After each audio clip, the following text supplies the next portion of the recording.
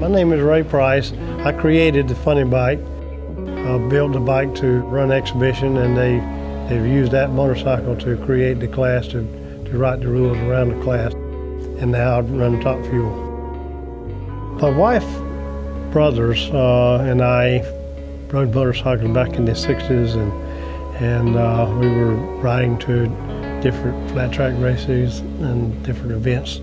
And it kind of turned into kind of a competitive situation from time to time. We'd stop in the middle of the road and take off and see who could outrun the other one. And so it got to the point where it was important enough to me, and I decided I'd better try to go on the drag strip rather than trying to do it on the road. I started drag racing, started going to drag strips. I actually started going around to different parking lots and stuff, trying to learn how to take off fast and how to control the motorcycle, have good reaction times and stuff. And so it kind of grew from there, and I did local tracks for a couple of years back in probably latter part of 65, 66, and early part of 67. August the 30th, 1967, I had my first professional race in Atco, New Jersey. I was hooked after that.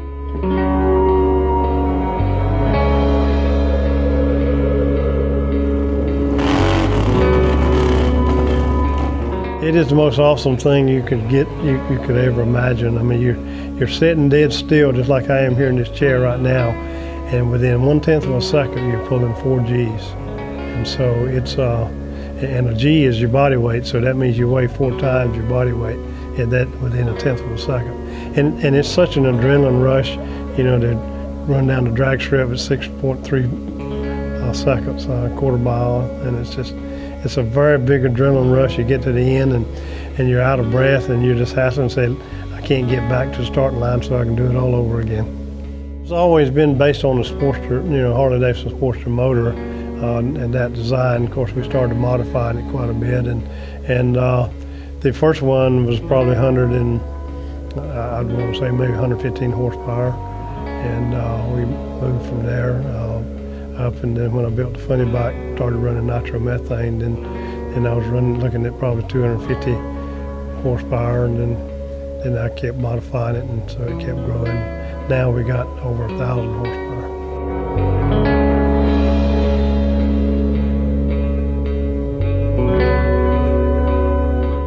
There is fear there, there's a respect there, a lot of respect. The fear creates the respect, the adrenaline rush, and the competition and everything kind of outweighs the fear, but we always tried to keep it in the back of our mind, because you know you want to sit on something 1,000 horsepower that's capable of carrying you down the drag strip in about 6 point. Now we're running 6.15 seconds, and so 235 mile an hour, and so something that can haul you that quick and that fast, there's a lot of danger involved. So you have to be careful and give it a lot of respect, and try to make sure you maintain it properly and you control it properly, and keep everything, keep the bike straight up like it's supposed to be, and keep it going down the drag strip in a straight line.